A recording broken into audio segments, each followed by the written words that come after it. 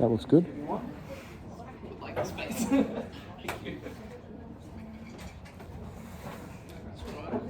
That one is dead. This one not. That one is dead. Does this one work?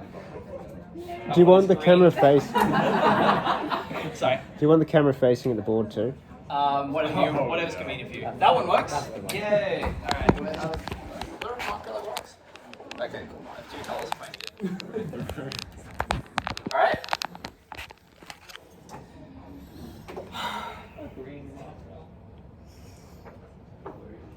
Okay. So today I'd like to give an introduction to self-similar geometry, and I'm going to do that via a concept known as attractors. It is a particular kind of self-similarity that is very precisely defined and that I was able to actually understand. All right. So here's our outline for this talk. I'm first going to actually motivate the talk with some goals, and then I'm going to motivate it further with an excuse to look at pretty pictures. Here is one such 3-dimensional pretty picture. Please pass it around the room and just think about self-similarity when you look at it. After we do that, we're going to move on to iterated function systems and a precise definition of self-similarity. Iterated function systems are the tool that lets us express the concept of self-similarity that I'm going for here. They're how we get objects like that one, for instance. After that, we're going to need to talk about the Hausdorff metric, which pushes a new metric space onto our old metric space so that we can prove that something is a contraction in a complete metric space. A lot of words, it'll make sense eventually. After that, we can finally state as a corollary that a self-similar shape exists. Okay, so some goals. My main goal is that you should leave this room convinced that a self-similar set exists. That's the entire goal for the presentation. Half an hour, you should know that a self-similar set exists. Some other goals, just give you a basic taste of fractal geometry, an excuse to look at some pretty pictures, and some familiarity with the tools we're using and the setting we're in. All good? Awesome. Wow, this is similar to myself. All right, motivation with pretty pictures. Here we have the Sierpinski triangle. We also have the pretty Sierpinski pyramid, which you can fly through.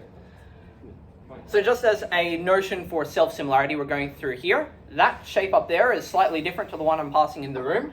Basically what we mean by self-similarity is that the entire shape is embedded in itself. And it is not just embedded in itself, it is completely comprised of smaller copies of itself. All right, this is a good video. Back to the talk. Worst talk. Unfortunately, we won't get to consider crazier examples like the set of algebraic numbers, which sits somewhere on the fractal spectrum. This one's also my lock screen. I love this picture. It's ripped off Wikipedia. We unfortunately won't get to talk about the poster child of fractal geometry and self-similarity because it is a bit too complex to describe in the way that I am going to. But yeah, those were the pretty pictures. Now it's on to the boring notation. So we want to construct a self-similar shape. Up here, I'm constructing the Sierpinski triangle, which looks like this as I iterate further and further down the chain. So does someone want to have a stab at how I'm constructing it here? Putting holes in it is a good stab. Anything else? Yeah. So to have all of these stages, you could take the intersection of all of them, perhaps? Yeah, so one definition that works is to cut holes in them in the precise sense that you take this middle quarter triangle, cut it out, and then you recurse the process. In each of these, take the middle quarter triangle, cut it out, and then so on. As you do this, you generate a sequence S0, S1, S2, S3, and their set theoretic intersection of this sequence ends up to be some other object S, which is the definition of the Sierpinski triangle. Unfortunately, this procedure is a bit too specific. It relies on cutting out, which doesn't work for this example. In this example, there is no obvious way to cut out what we're doing here, right? There is no obvious cutting out that we can do. But instead, a better approach, right, is we're interested in self-similarity, meaning that we have an object embedded in itself. So it would be useful to take the object and just move it onto a self-similar copy. And take the object, move it onto this copy, and this copy, and this copy, and this copy, and this copy, and you should be able to take your object and just move it onto all the copies that you've got, right? To do this, we're going to need a tool called a contraction map, And a bunch of contraction maps together is called an iterated function system. Oh, that's gone. Okay, so our solution, we're going to use contraction maps to encode this notion of self-similar copies. Take the entire shape, push it down to a self-similar copy. That's what we're going to do. All right, definition hell. We have metric spaces, x with dx. Did I skip over the definition of a metric space earlier? Yeah, here, I skipped this slide. We're going to work in a metric space. When I say shape, I mean a subset of a metric space.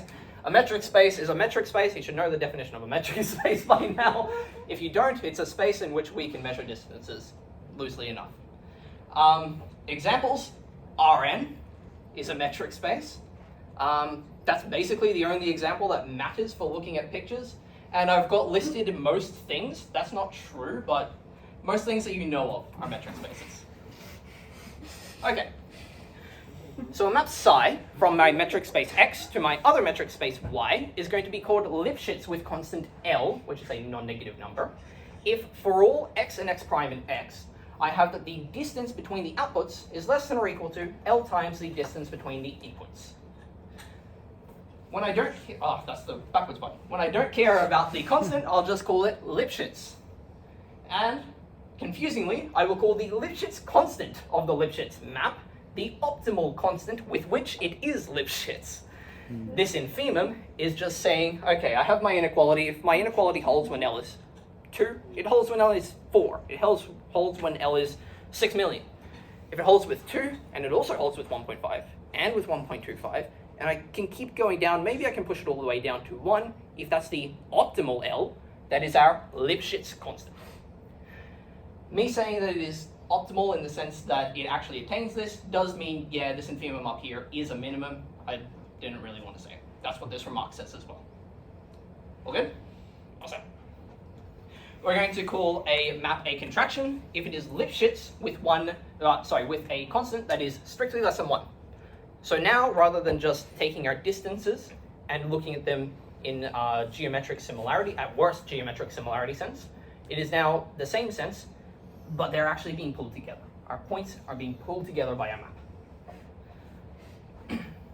Equivalently, we're a contraction if our Lipschitz constant is less than 1.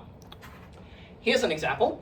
So we've got psi from the interval from negative 2.5 out to 2.5, given by dividing its input by 3 and then cubing. I bring up this example with weird domain boundary points because its Lipschitz constant has a 69 in it. This one is a contraction because 0.69444444 is strictly less than 1. And you can see the characteristic of contraction that it pulls together points. All right, some more examples. We've got these 3 maps, psi1, psi2, and psi3, which are acting on R2 and taking them back to themselves. The first one takes a vector x, and then it scales it down by 1/2. The second one does the same thing, and then it translates it by 1/2 0. The third one does the same thing, but it translates it by 1/4, and then √3/2. So we have our first one just smushes us down closer to 0. Our second one smushes us down to 0, and then moves over. And our last one smushes us down to 0, and then moves over and up a bit. All right? I'll give a quick visualization up here. So this one here is psi3. We have psi1 is going to squish down to here. Psi3 squishes down and then moves over a bit. Psi2 squishes us down and then moves over a bit. And then psi1, wouldn't you know it, just squishes us down. All right? So those are those. And keep this example in the back of your mind later. Okay, given a metric space, an iterated function system on X is a finite collection of contraction maps from X back to itself. These are useful because they encode all the information of our self-similarity. The iteration map is going to be our function, which takes a set A in this object I haven't defined yet. It's a particular collection of subsets of X. It takes a subset of X, and it takes the image under each contraction map, and then it glues all the images together with a union. That's all it does. We'll define that funny object later. The idea is to use contraction maps to encode self-similar copies in our self-similar shape. Now back to our Sierpinski triangle. As an example, Our Sierpinski triangle S is described by the iterated function system, psi1, psi2, psi3, where psi1, psi2, psi3, when you know it, are the same ones from before. This first one takes our Sierpinski triangle and it smooshes us down to the origin at the lower left corner by a factor of 1/2. The second one does the same thing and then moves it over. And our third one does the same thing and then moves it over and up. All right, we can finally say what self-similarity is. A non-empty compact subset of our metric space X is going to be called self-similar if there is an iterated function system for which, when I grab my self-similar copies and then glue them together in my iteration map, I get the same set back. That's what it means to be self-similar. I am completely composed of my smaller copies. All right, it's not obvious that one of these exists yet. Sad. We need some more machinery for this. Hausdorff metric is said machinery.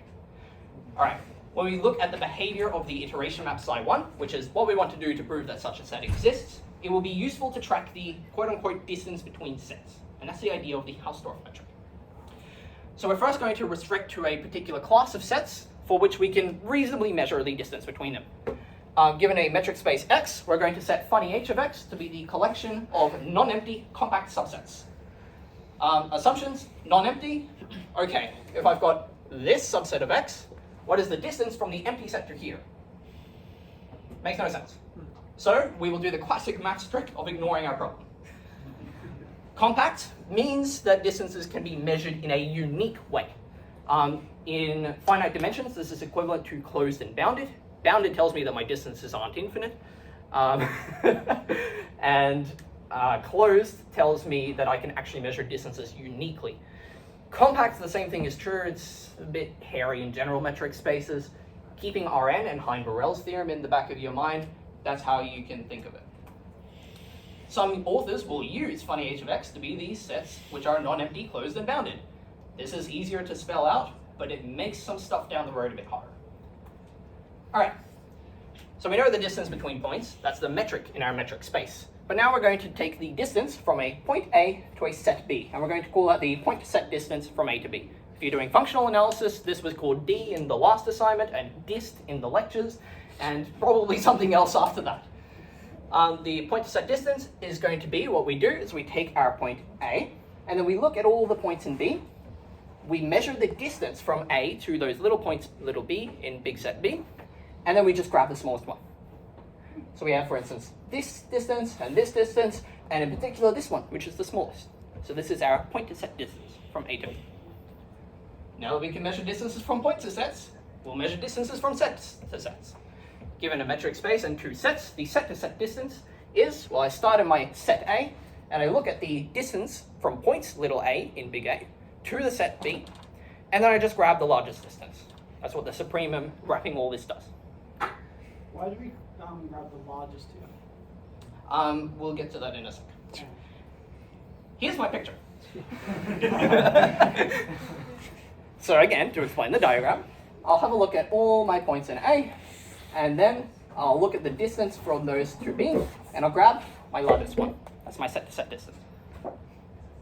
Quick, get off the slide before some fire heresies. All right. Okay. Is the set-to-set distance a metric on our collection of nicely measurable sets? Well, we've just taken our non-negative metric and wrapped it into infima and suprema. So, we're non-negative in our set-to-set distance. The set-to-set distance being 0 if and only if the sets are the same, that might not be true. Same thing actually for symmetry, which is even worse. But the triangle inequality, fortunately we salvaged that. So as a counterexample to the two that are wrong, consider this picture. I've got A, which is this blob, and B sitting inside A being this other blob. The distance from A to B is positive. The distance from B to A is 0, because if I'm in B, then my distance to A is 0, because I'm already in A. So in particular, this one's positive, this one's 0, they're not the same. We have no symmetry. Also, the set-to-set distance is 0, but the sets aren't the same. Fortunately, we can fix this problem too. What we do is we take the set-to-set distance from A to B, and the set-to-set distance from B to A, and we grab the worst case scenario. That fixes our problem, and it's called the Pompeu-Hausdorff metric, and because I pronounced that first name wrong, I'm not going to pronounce it again. Classic maths trick. Solve the problem by ignoring it. The suprema and infima we've seen so far are actually minima and maxima as well, loosely because our metrics are continuous in a metric space and we're working on compact sets. All right. This is where it becomes important that we're taking the supremum instead. If we had taken the infimum, then we would still have examples where one set lives inside another, for instance, but the distances aren't zero. Sorry, but the distances are zero. Sorry. All right, claim. We have now fixed it so that we are in a metric space. As a sketch, non-negative is clearly obvious. Distance being 0 implies that A is B. I'm going to skim through this because I don't have enough time. If the set distance is 0, then the distance from any point in A to the set B is 0 as well. But that means that A is going to be a limit point of B. So A is contained in the closure of B. Symmetrically, B is contained in the closure of A. If you don't understand this, don't worry. A and B are compact in a metric space, so they are closed. They are their closures, which are the same, so A is B. Symmetry is obviously clear because I define my metric to solve symmetry. Clearly obvious, obviously clear. Obviously. The triangle inequality holds as well. Loosely speaking, to get from A to B via C, we have the triangle inequality on points A, B, and C from A, B, and C. Taking appropriate infima and suprema gives us the triangle inequality for the Hausdorff distance. And a proof. All right. Completeness. A metric space is complete when every Cauchy sequence converges. If you don't know what a Cauchy sequence is, it's a sequence that looks like it should converge. Completeness says we have no holes in our metric space, is my hole, where my sequence looks like it would converge, but it can't converge because there's a hole. Being complete means we have no holes. This doesn't happen. Proposition. If X is complete, then the Hausdorff metric space associated is also complete. Okay, proof sketch. Let this sequence be Cauchy in my Hausdorff metric space, meaning I've got a sequence of subsets, A1, A2, A3, A4, and they're getting closer and closer together. Any ideas on what the limit could be?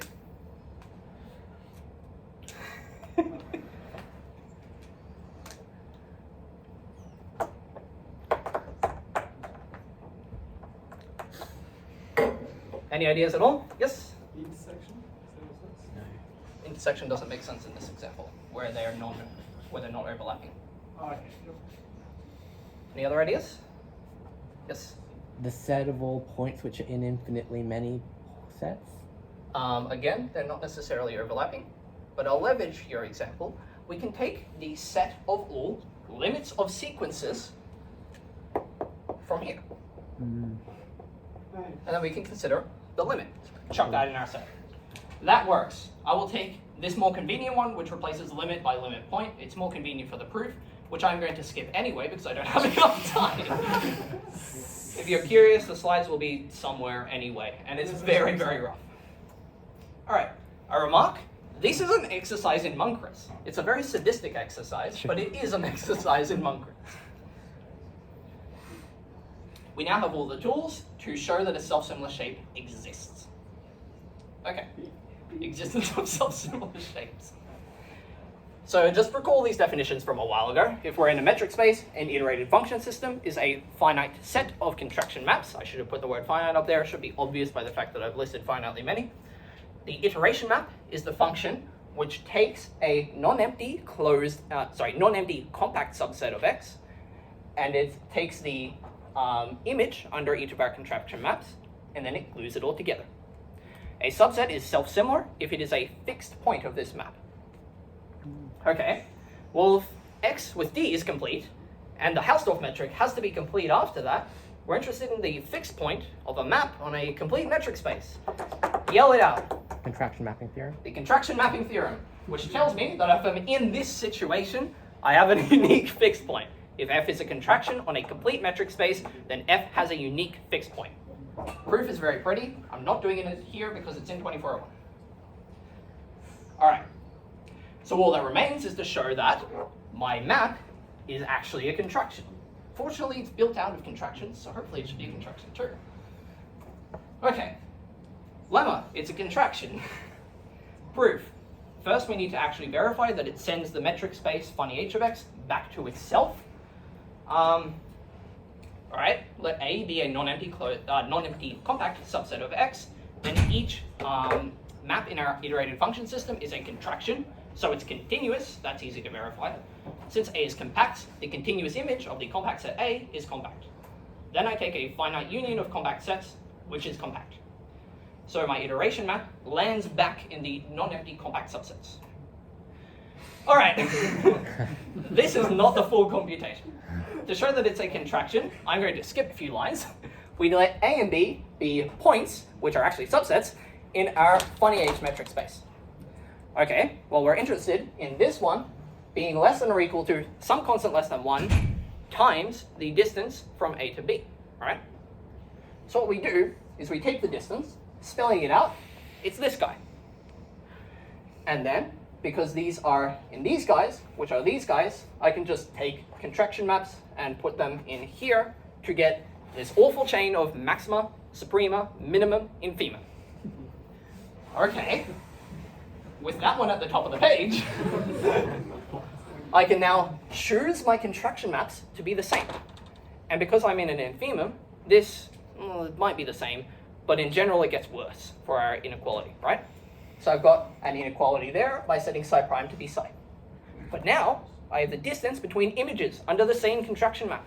So that's less than or equal to the Lipschitz constant of the contraction map times the distance between the points.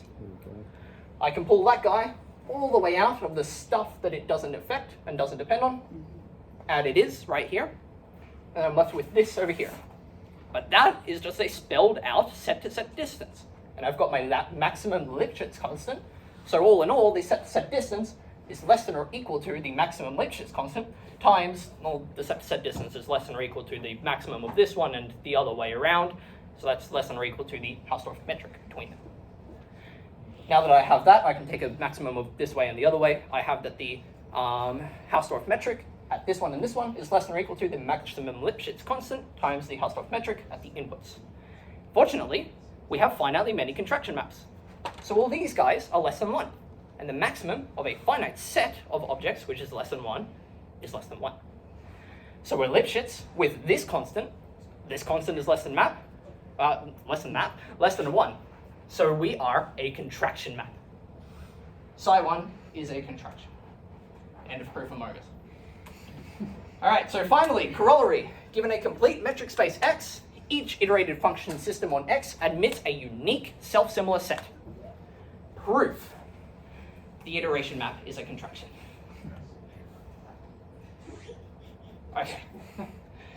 Having already seen an example of, here's the thing that I was saying first, apparently. The unique self-similar set that the iterated function system admits is known as the attractor of psi. Hence why I've called this talk Self-Similarity via Attractors. Here's an example iterated function system. I'm glad that this one's come back because this is the iterated function system corresponding to my fractal, or my self-similar set, I should say. And well, yeah, as a remark, this is my favorite fractal. And I haven't brought up the word fractal in this talk yet because that's the next section. Definition. Given in an appropriate space X, a subset of A is called a fractal if it has non-integer dimension, or a different definition depending on who you ask. The name comes from the Latin fractus, roughly meaning broken, because that's what these sets look like. And the notion of dimension must be taken appropriately in context, so must the requirements of this space. Working in Rn is common. All right, example. This guy, fractal. I can loosely see this by scaling it down by a half. Then the size of it is a third, because I scale it down to this third of the original shape. That gives me the equation that my scaling factor to the power of my dimension is equal to 1/3. This is the same as 2 to the d being 3, so d is log base 2 of 3, which is not an integer. So this is a fractal. This notion of dimension is self-similarity dimension. This guy satisfies the open set condition, which is something I don't want to get into. So it's the same as Hausdorff dimension, if you're curious. All right, question. Are all self-similar shapes fractals? Yes or no? No. No. Any yeses? Good. No. Here's the iterated function system of a square. Yep. Right. Are all fractals self-similar? No. No? Anyone against the grain? Definitely no. Definitely no. The west coast of Great Britain is a fractal with dimension about what we could find, but it doesn't contain another Great Britain. Yes. How are you defining the west coast of Great Britain? God for that. If we go down to the Atlas scale. Your mum.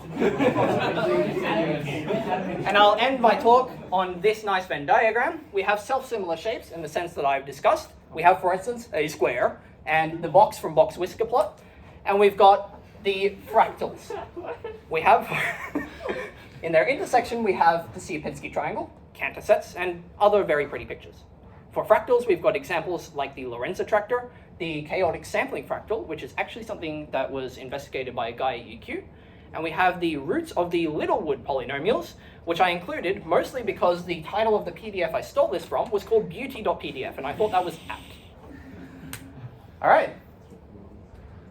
So that's the end of my talk. Thank you for listening. I hope you're now convinced that a self-similar set exists, and I hope you have a better understanding and appreciation of self-similarity. If you have any feedback on my talk, please give it to me. I would greatly appreciate that. Thank you.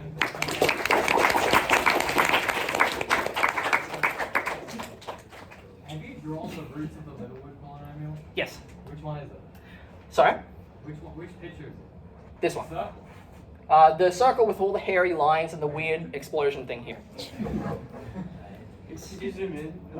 No. I don't think I can. No, apparently I can't. Do you know what an example of a Littlewood polynomial is? Yeah, so a Littlewood polynomial is a sum with, it's a polynomial with coefficients 1 or -1. This is a Littlewood polynomial, for example. Their roots, the roots of all of them, form a fractal.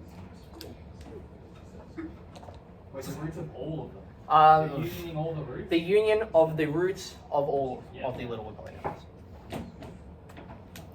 Yes? It's maybe a little adjacent, but like, if the Sierpinski triangle is a triangle, why is the pyramid not like a tetrahedron? Like, why is it an alpha? Because.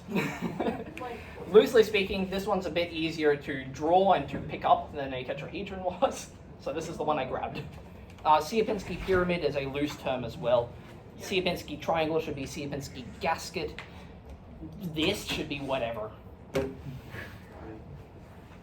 Wasn't the box whisker plot? Yeah. In the same way that a square is self-similar, a box is self-similar. And it's the box in box whisker plot, which is why I've given it whiskers. Yes? Does the Sierpinski pyramid have dimension between 2 and 3, or is It has dimension 1 plus log base 2 of 3, which is between 2 and 3. Okay. It is a non-integer, so it is a fractal. Sweet. Cool. Yes? Surely wouldn't a single point also be self-similar? Yes? So surely that's a more fundamental example than a square. Yeah, but I thought, here's a square is a bit more of a compelling statement than here's a point. 4, 5, Oh, sorry. But what would the IFS of that guy be? Surely it just means something really trivial. Yes, it will be. So let P be the point that we're after, and let psi be the map that sends everything to P. Let the IFS be just psi. Oh yeah. Well, that is a contraction map because we have 0. Yep, contraction map with contraction constant 0, and the attractor is singleton P. Is that the same as for the square? For the square, we had a different attractor, different iterated function system. We had these, which loosely speaking take our square and divide it into quarters and move the square into each quarter. Anything else? Any other questions? Yep, awesome.